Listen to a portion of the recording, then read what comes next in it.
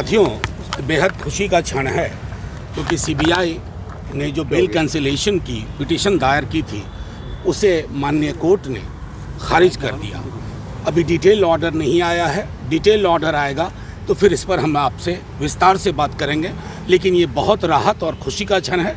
और जो लगातार तेजस्वी जी कहते रहे हमारे डिप्टी सीएम कि हमारा न्यायपालिका में बहुत पुख्ता विश्वास है, भरोसा है, और उस भरोसे की तस्दीक हुई है, यही हम आपसे कहना चाहते हैं। मनोज जी, राहत की बात तो है, लेकिन कोर्ट ने ये भी कहा है कि इस तरह के शब्दों को चयन ना करें और पब्लिक में जो है नहीं, आप मुझे बोलने देंगे जी। कोर्ट ने क्या कहा? मैं वहाँ था जी।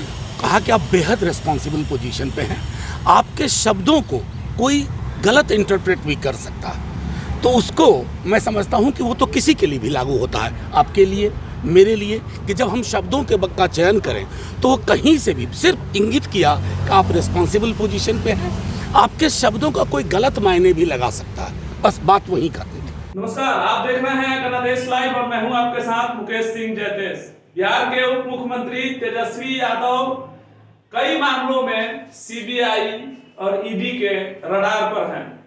एक मामले में सीबीआई ने उन्हें नोटिस जारी कर दिल्ली के कोर्ट में यानी सीबीआई के कोर्ट में सशरीर उपस्थित होने को कहा था।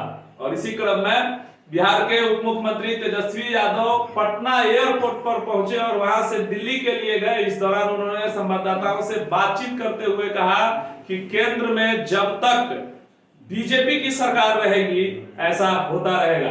जैसा कि आप सबों को विदित है कि शपथ ग्रहण समारोह के दिन ही सीबीआई ने बिहार में कई जगहों पर रेड की थी और उसमें लगातार विरोध का सामना करना पड़ा था और कई नेताओं के घर पर रेड पड़े थे, जिसमें भले ही सीबीआई के हाथ कुछ न लगा हो, लेकिन विपक्ष जो है वो इस समय मुखर होता दिख रहा था।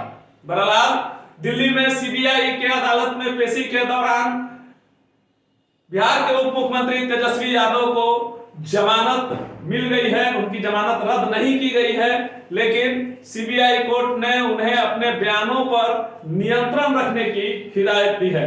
किस रूप में ये सारी घटनाएं चल रही हैं, किस रूप में बिहार के उप मुख्यमंत्री तेजस्वी यादव सीबीआई, ईडी और इनकम टैक्स को लेकर आक्रामक हैं, ये किसी से नहीं छुपा है। बहरहाल एक बार फिर से भाजपा पर निशाना साधते हुए उन्होंने कहा कि तमाम मामले जब तक केंद्र में भाजपा की सरकार रहेगी, चलती रहेगी और इस तरह की प्रक्रियाओं का सामना हमें करना होगा और मैं उससे पीछे नहीं हट रहा हूं। बहरहाल दिल्ली में अपने जमानत को बचाने के बाद एक बार फिर से बिहार के उप मुख्यमंत्री तेजस्वी यादव पटना आ गए हैं और उन्होंने बताया है कि इस तरह के मामले आते जाते रहेंगे और उनका फोकस सिर्फ और सिर्फ बिहार के विकास पर है। गणादेश लाइव पर आप लगातार बिहार की राजनीति से जुड़ी तमाम खबरों को देख रहे हैं। बिहार के तमाम राजनीतिक हलचलों से रूबरू हो रहे हैं और इस बीच में ये स्पष्ट रूप से कहा जा सकता है कि बिहार की राजनीतिक फिजा में इस समय जो दृश्य देखने को मिल रहा है, चाहे वो प्रशासनिक महकमा हो, राजनीतिक महकमा हो या फिर सामाजिक और सांस्कृतिक धारणा हो, कहीं ना कहीं बिहार अपने उस अमूल्य सांस्कृतिक धरोहर के लिए जाना जाता है, उस सामाजिक समरसता के लिए जाना जाता है, जिसकी विरासत वर्षों से बिहार को अमूल्य भेंट के रूप में मिली हुई है।